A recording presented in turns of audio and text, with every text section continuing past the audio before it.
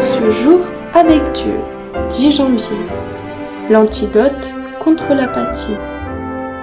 Car je n'ai pas honte de l'Évangile, car il est la puissance de Dieu en salut à quiconque croit, et aux Juifs premièrement, et aux Grecs. Romains 1, 16. Il n'y a aucun défaut dans le plan de Dieu pour le salut des hommes.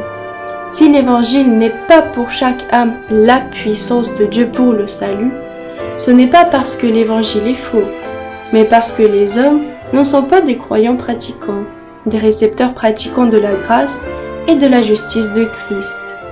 Les croyants professés ne prennent pas Christ comme leur sauveur personnel, mais suivent Jésus d'un grand chemin.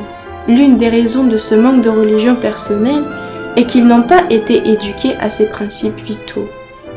Une autre cause de l'apathie et de l'indifférence dans nos églises est que les membres les plus jeunes n'avaient pas appris patiemment et avec persévérance comment travailler en tant que soldats fidèles dans l'armée du Christ. Beaucoup ont accepté la vérité sans creuser profondément pour comprendre ces principes fondamentaux. Et quand ils sont contraints, ils oublient les arguments et les preuves qu'ils soutiennent. Si l'esprit des gens était soumis à la discipline par une recherche approfondie des Écritures, il y aurait des centaines de convertis à la vérité, là où il y en a un aujourd'hui.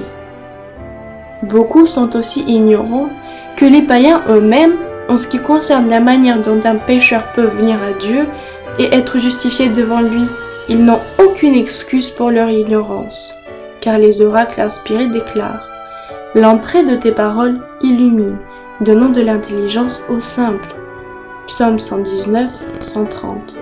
Le commencement de la sagesse est la crainte de l'Éternel. Proverbe 9, 10. Une expérience religieuse qui n'est pas fondée sur le Christ et juste sur lui est sans valeur. Les hommes dotés de pouvoir intellectuel ont besoin d'une présentation claire, scripturaire du plan du salut. Que la vérité dans sa simplicité et sa puissance leur soit présentée. Si cela ne retient pas l'attention et ne suscite pas l'intérêt, ils ne peuvent jamais s'intéresser aux choses célestes et divines. Dans chaque congrégation, il y a des âmes insatisfaites.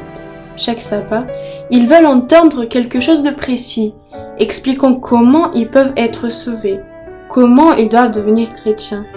La chose importante à savoir pour eux est comment un pécheur peut-il être justifié devant Dieu. Lettre 23 A. 10 janvier 1893 au frère E. H. Gatt.